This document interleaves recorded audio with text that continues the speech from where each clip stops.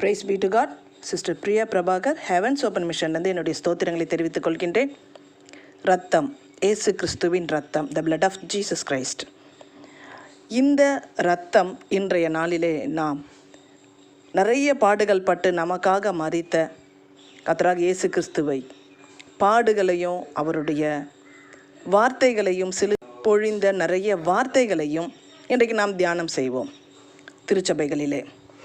ஆனால் இரத்தத்தை குறித்து அது நம்மிடத்தில் என்ன விதமான செயல்பாடுகளை இயேசு கிறிஸ்துவின் இரத்தம் நமக்கு செய்கின்றது என்பதை குறித்து நாம் பார்க்க போகின்றோம். மத்தேயு 26ஆம் அதிகாரம் 28வது வசனம் சொல்லுகிறது, இயேசு கிறிஸ்துவின் இரத்தம் பாவ மன்னிப்பு உண்டாகும்படி அநேகருக்காக சிந்தப்படுகிற புது உடன்படிக்கைக்குரிய என்னுடைய இரத்தமாய் இருக்கிறது. இந்த வசனத்திலேயே 3 வித காரியங்களை கர்த்தர் சொல்லிவிடுகின்றார். பாவத்திற்கு மன்னிப்பிற்காக அநேகருக்காக சிந்தப்படுகிறது. ஒரு குறிப்பிட்ட ஜனத்துக்காக, இனத்திற்காக அல்ல, அநேகருக்காக.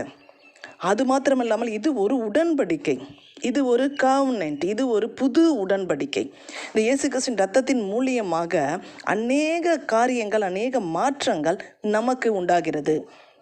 யோவான் 6:56 சொல்லுகிறது, என் மாம்சத்தை புசித்து என் இரத்தத்தை பானம் பண்ணுகிறவன் என்னிலே நிலைத்திருக்கின்றான், நானும் அவனிலே நிலைத்திருக்கிறேன். நிறைய ரட்சிக்கப்பட்டிருக்கிறோம், நிறைய பேர் ரட்சிக்கப்பட்டிருக்கிறோம். கண்டினியூஸாக நீங்கள் சர்ச்சுக்கு போகிறவங்களா இருக்கலாம், நீங்கள் ஒரு விசுவாசியாக இருக்கலாம், நல்ல வசனத்தை வாசிக்கிறவர்களாக இருக்கலாம். ஸோ நீங்கள் எப்படியேப்பட்டவர்களாக இருந்தாலும் நிலைத்திருக்க வேண்டியது ரொம்ப ரொம்ப முக்கியமான ஒரு காரியம்.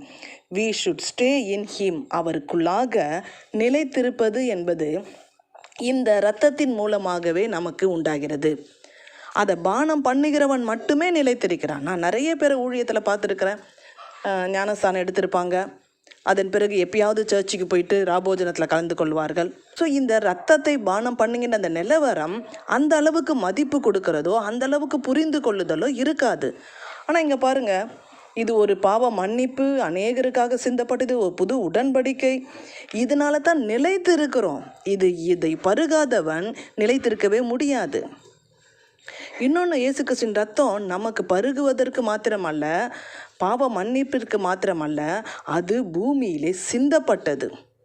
ஆமாம், யோவான் 19ஆம் அதிகாரம் 34 படிக்கு ஒரு போர் சேவகன் என்ன பண்ணுறான், ஈட்டினாலே அவருடைய விலாவிலே குத்துகின்றான். உடனே ரத்தமும் தண்ணீரும் அப்படியே பாய்ந்து அதுலேருந்து புறப்பட்டு வழிந்து அது பூமியிலே அப்படியே சிந்தப்பட்டது. இன்றும் கூட நாம் ஜெபிக்கும் பொழுதெல்லாம் இயேசு கிறிஸ்துவின் ரத்தம் நம் மீது தெளிக்கப்படுகின்றது. எத்தனை பேர் என் மீது இயேசுவின் ரத்தம் தெளிக்கப்படுகிறது என்ற ஒரு நம்பிக்கையில், ஒரு விசுவாசத்தில் ஜெபிக்கிறீங்க? ஆமாம், விசுவாசத்தோடு நீங்கள் ஜெபிக்கும் பொழுதே அந்த ரத்தம் நம் மீது தெளிக்கப்படுகிறது. எபிரேயர் 9:14 சொல்கிறது, இயேசு கிறிஸ்துவின் ரத்தம் தேவனுக்கு ஊழியம் செய்வதற்கு உங்கள் மனசாட்சியை செத்த கிரியைகளுக்கு சுத்திகரிப்பது எவ்வளவு நிச்சயம். ஒரு சுத்திகரிப்பு எதற்கு என்றால் தேவனுக்கு ஊழியம் செய்வதற்கு. அது இன்றைக்கி நிறைய ஊழியக்காரர்களை தான், இவன் சரியில்லை, அவர் சரியில்லை, அவருடைய காரியம் சரியில்லை, இந்த சபை சரியில்லை, அந்த ஊழியக்காரன் சரியில்லை. ஆனால் தேவனே அவருடைய இரத்தத்தினால ஊழியக்காரர்களுக்கு சுத்திகரிப்பை நிச்சயமாக வச்சிருக்கிறார். எவ்வளவு நிச்சயம் என்று எபிரேயரில் வருகிறது. இவ்வளோ அருமையான வரிகள், ஒண்டர்ஃபுல்லாக இருக்குது பாருங்கள். செத்த கிரியைகள் அற ஊழியக்காரர்களுடைய மனசாட்சியை சுத்தப்படுத்தி தேவனுக்கு பணி செய்வதற்காக இந்த இரத்தம் அவர்களுக்கு உதவி செய்கிறது. இன்னும் இயேசு கிறிஸ்துவின் இரத்தம் சகல பாவங்களையும் நீக்கும். எனக்கு ரொம்ப ரொம்ப பிடித்தமான ஒரு காரியம் என்னவென்று சொன்னால், வெளிப்படுத்தின விசேஷம் 1:6 படிக்கு இயேசு கிறிஸ்துவின் இரத்தம் நம்மை கழுவி நம்மை பிதாவாகி தேவனுக்கு முன்பாக, நல்லா கவனிங்க, ராஜாக்களாகவும் ஆசாரியர்களாகவும் ஆக்கி விடுகின்றார். ஆமாம், இதற்கு முன்னாடி ராஜாக்கள் ஆசாரியர்கள்லாம் தனித்தனியாக இருந்தாங்க, எல்லாம் ஒன்றா சேர்ந்து இல்லை. ஆசாரியர் மட்டும்தான் பலி செலுத்த வேண்டும்.